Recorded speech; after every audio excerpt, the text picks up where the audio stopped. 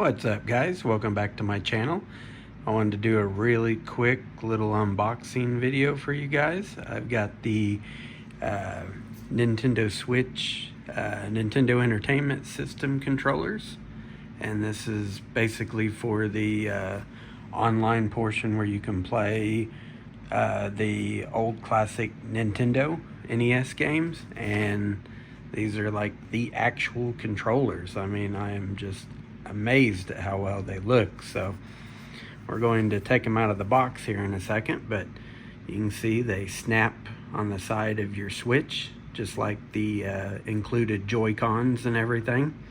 So I assume that's how they will dock and charge and all that good stuff. So yeah, let's go ahead and jump into this. Oh, I got the packaging here. Just see if I can just get it on out this way, maybe. If not, I may have to open it. Let's see. Things always got to be complicated. I mean, that's just the nature of the beast, you know? So, hold on just 1 second. I will be right back in a flash. All right, guys, I'm back. I did the annoying, boring stuff for you already, so let us just pan right over to the actual star of the show. And here we go.